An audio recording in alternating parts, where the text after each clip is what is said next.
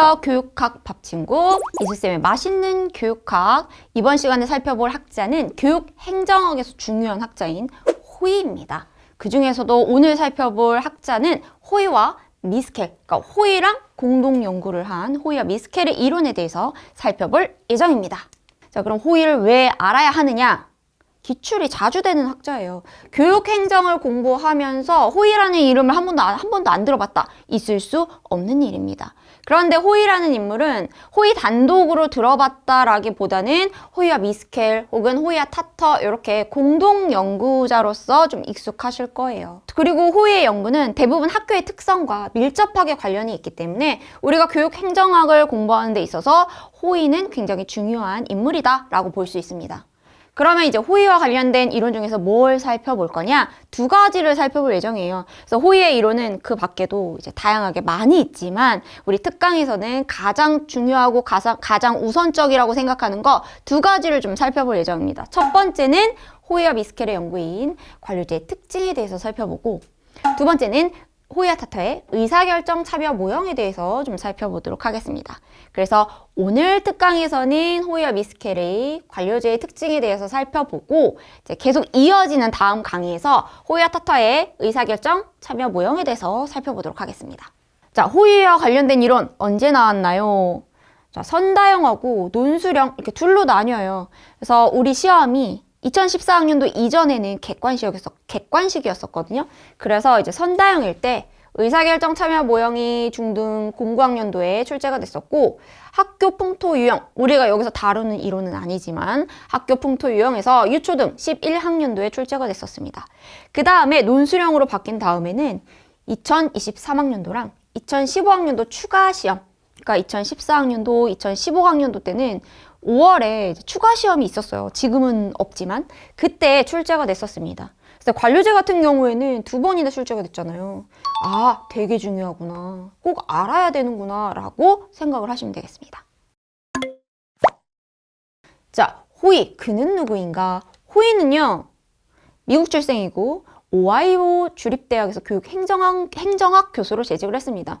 우리 오하이오 주립대학교 되게 자주 듣게 되는 학교죠. 교육행정에서 좀 익숙한 학교입니다. 그래서 교육행정학 학자구나 라고 생각하시면 됩니다.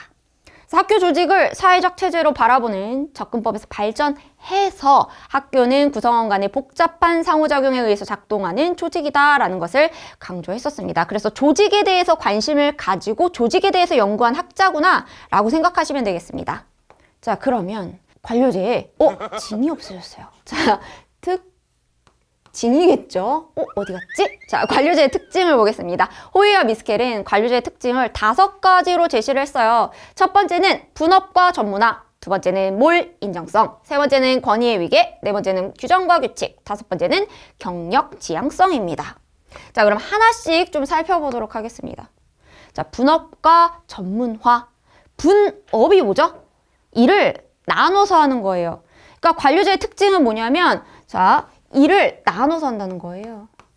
한 사람이 전체적인 업무를 다 하는 것이 아니라 나는 이 부분만 맡아서 한다 라고 생각하시면 됩니다. 그럼 전문화라는 건 뭐냐면 분업이 이루어지면 사실 전문화는 따라오게 돼 있어요. 왜요? 전체적인 일을 처음부터 끝까지 다 하다 보면 전문적으로 되기가 쉽지가 않잖아요. 근데 내가 맡은 일만 하면 돼. 난 이것만 계속해. 그러면 어떻게 돼요? 전문성이 높아지겠죠, 빠르게. 그래서 분업과 전문화는 거의 짝꿍이다 이렇게 생각하시면 됩니다. 그래서 관료제의 특징 중 첫 번째는 과업이 공식적으로 배분되고 이제 조직의 전문가 양성을 촉진한다 라고 생각하시면 되겠습니다. 그래서 그런 얘기가 있어요.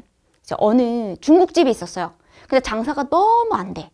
근데 그 맞은편에 엄청 유명한 짬뽕으로 엄청 유명한 중국집이 있었대요. 그래서 이 집에서 이제 계획을 세운 거예요. 아, 저 유명한 집에서 전문가를 하나 이제 스카우트 해가지고 그 비법을 훔쳐야겠다. 그래가지고 돈을 많이 주고 직원 하나를 데려왔어요. 그래서 딱 앉혀놓고 다 기다렸죠, 모두가. 자, 이제 요리를 해보세요. 그리고 다 기다렸는데 그 사람이 멀뚱멀뚱 그냥 앞만 쳐다보고 있더래요. 그래서 자, 어서 짬뽕을 만들어 보세요. 맛있게 요리해보세요. 그랬는데 그 사람이 뭐라 그랬는지 아세요? 전 거기서 채소만 썰었는데요. 저 채소는 진짜 잘 썼는데 다른 거 하나도 몰라요. 그게 뭐예요? 분업이죠. 자, 내가 맡은 업무, 채소만 계속 썰었으니까 어떻게 써요? 채소 엄청 잘 썰겠죠. 전문화. 이렇게 생각하시면 됩니다. 그러면 이런 특징이 학교 조직에서는 어떻게 나타나고 있는지도 좀 봐야 되겠죠. 자, 어떻게 분업이 이루어지고 있냐면요. 일단은 초, 중등학교가 분리돼 있어요. 초등학교, 중학교, 고등학교 나눠져 있죠. 그리고 교과지도랑 생활지도도 나눠져 있어요. 그리고 수업하고 행정도 나눠져 있죠. 그리고 교과별로, 학년별로 다 나눠져 있죠. 그리고 부서별로도 나눠져 있어요. 다 나눠져 있죠. 그래서 내가 맡은 부분만 하잖아요. 그게 관료제의 특징. 학교에서 나타나는 관료제의 특징 중 분업과 전문화다라고 생각하시면 됩니다. 그럼 이렇게 분업과 전문화가 이루어지면 뭐가 좋냐? 당연히 전문성이 향상되겠죠. 밥 먹고 계속 그것만 한다라고 생각해보세요. 엄청 잘하게 되겠죠. 근데 단점은 뭐냐면 계속 이 일만 하면 어떻게 되겠어요? 지겨워해요. 권태감이 누적될 수 있겠죠. 이게 단점입니다. 자, 두 번째는 몰 인정성이에요. 몰 인정성이라는 거는 쉽게 얘기하면 우리 그런 얘기하죠. 인정머리가 없다. 그게 바로 몰 인정성입니다. 자, 인정. 사람 간의 정의예요. 그죠? 서로 좀 아쉬운 사정도 봐주고 어려울 때 상황도 좀 봐주고 그런 게 인정인데 몰 인정성이라는 건 뭐예요? 그게 없다라는 거예요. 그러면 인정이 없으면 업무 처리가 어떻게 이루어지냐면 되게 합리적으로 이루어집니다. 그래서 개인적인 감정이나 정에 지배되지 않고 합리성에 근거해서 직무를 수행한다. 이게 몰 인정성이에요. 그러면 학교에서는 몰 인정성이 어떻게 나타나고 있느냐? 이런 경우입니다. 학생의 학적, 출석 관리, 성적 평가 이런 것들이 사사로운 감정에 얽매이지 않는다라는 겁니다. 합리적으로 엄격한 기준에 맞춰서 적용이 되죠. 예를 들면 이런 거예요. 제가 고등학교 때 제 친구 중에 되게 독특한 친구가 있었어요. 시험 기간이었어요. 저희 다 시험 보고 있는데 그 친구가 안 온 거예요. 시험 시간에. 그래서 얘가 왜 안 왔지? 그러고 이제 시험 다 끝나고 친구들끼리 모여서 집에 가고 있었어요. 집에 가고 있었는데 저 친구가 막 헐레벌떡 막 뛰어오는 거예요. 울면서. 그래가지고 야, 너 왜 이제 와? 그랬더니 내가 공부 되게 열심히 하고 싶어가지고 밤을 꼴딱 샜거든? 근데 6시가 돼가지고 너무 졸려서 1시간만 자고 다시 일어나서 공부하려고 그랬는데 쭉 자버렸어. 나 어떡해. 그러면서 막 교무실을 뛰어가더라고요. 근데 그런 경우에 자, 인정이 있다라는 건 뭐예요? 선생님한테 그 친구가 찾아가서 얘기하겠죠.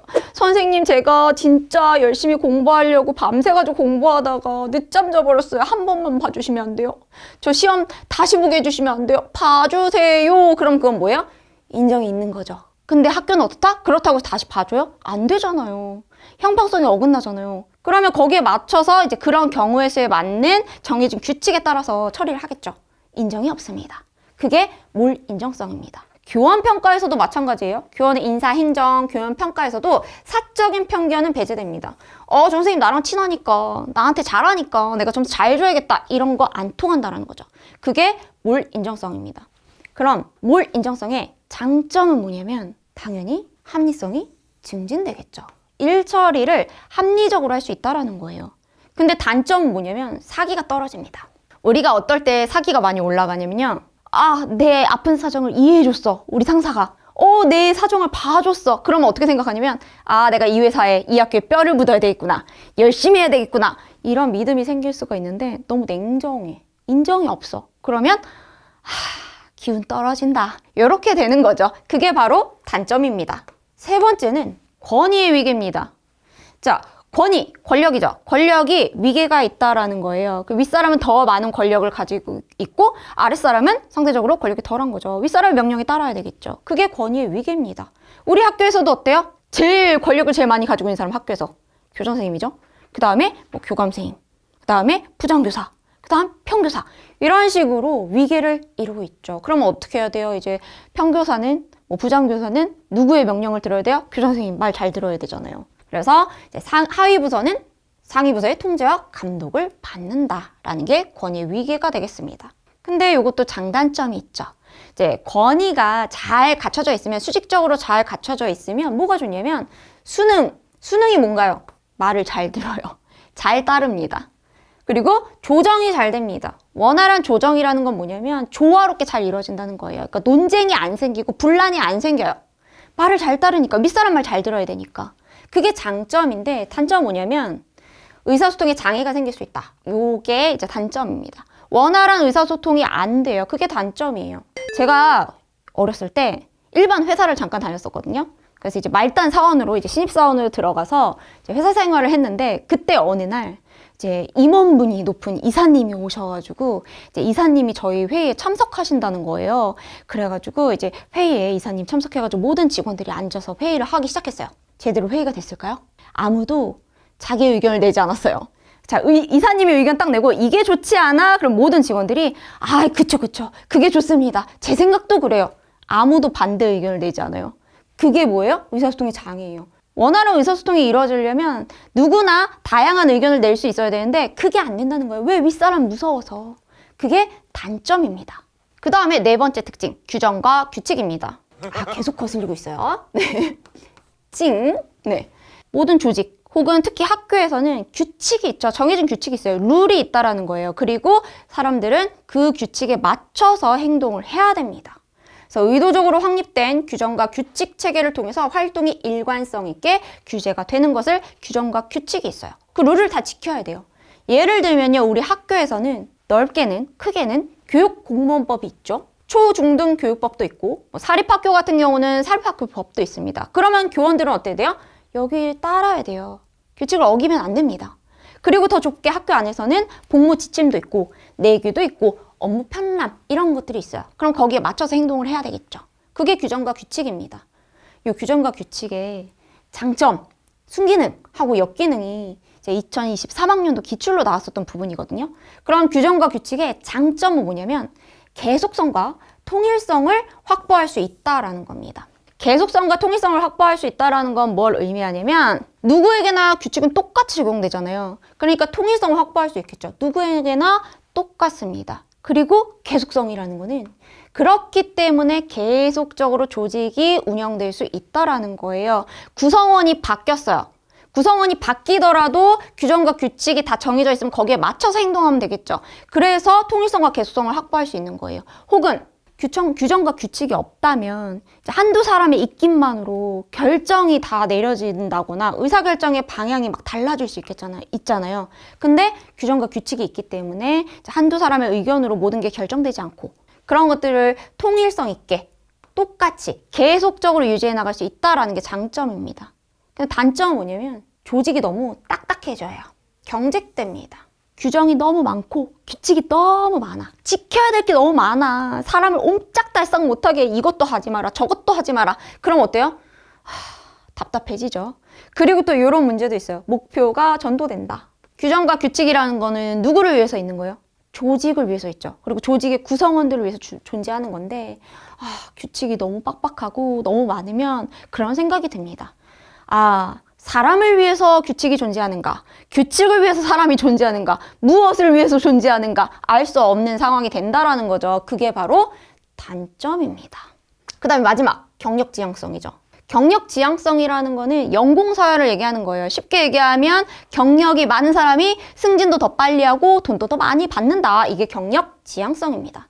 그래서 조직 구성원들의 직무 경력을 중시한다. 이게 경력지향성입니다. 그래서 우리 학교에서도 호봉수가 적용이 되잖아요. 경력이 많은 쌤이 승진도 더 빠르고 이제 보수도 더 많이 받게 되죠. 그러면은 이제 경력 지향성일 때 장점은 뭐가 있냐면 안정적인 업무 수행이 가능합니다. 불안하지 않다라는 거죠. 그러니까 요새는 이제 정년까지 다닐 수 있는 회사가 잘 없잖아요. 그렇다 보니까 항상 불안한 마음이죠. 내가 내년에는 어떻게 될까? 내가 정년 채울 수 있을까? 항상 불안한데 이렇게 이제 직무 경력을 중요하게 여기다 보면 안정적으로 일을 할 수가 있어요. 근데 단점은 뭐냐면 이제 실적과 경력 사이에 갈등이 생길 수가 있어요. 그래서 일반 회사에서도 이제 흔히 이런 문제들이 생기죠. 그러니까 예를 들어서 그 일반 회사라고 했을 때 입사한 지 얼마 안 된 사원이 있어요. 근데 봤더니 내가 일도 훨씬 잘하고 많이 해. 내가 능력이 더 뛰어나. 근데 저 위에 있는 우리 상사를 봤더니 저 사람 맨날 책상 자리만 차지하고 하는 일도 없고 일도 잘 못하고 그냥 월급만 축내는 것 같은데 저 사람이 단지 나보다 일찍 들어왔다는 이유만으로 돈을 나보다 훨씬 많이 받아. 열받겠죠. 그게 바로 단점입니다. 그래서 실적과 경력 사이에서 갈등이 생길 수 있다.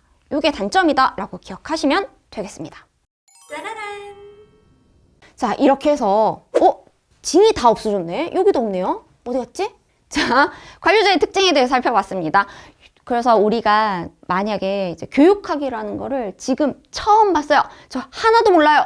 그렇더라도 이 5가지는 이번 시간에 무조건 외우고 가셔야 돼요. 이거 어쩔 수가 없어요. 자, 그러면 무조건 외워야 되겠죠? 분업과 전문화, 몰 인정성, 권위의 위계, 규정과 규칙, 경력, 지향성 이런 것들이 관료제의 특징이고 학교 조직 역시 관료제적인 특성을 가지고 있기 때문에 이런 특성들을 가지고 있다라는 거 기억하시면 되겠습니다. 자, 이렇게 해서 이수쌤의 맛있는 교육학 호의에 대해서도 알아봤습니다. 근데 호의 같은 경우에는 우리가 알아야 될 이론이 이제 2개였었죠. 그래서 이번 시간엔 호의와 미스켈의 연구에 대해서 좀 알아봤다면 다음 시간에 바로 이어집니다. 이어지는 다음 시간에는 호의2, 그래서 호의와 타터의 의사결정 참여 모형에 대해서 살펴보도록 하겠습니다. 계속해서 밥친구 시청해주세요.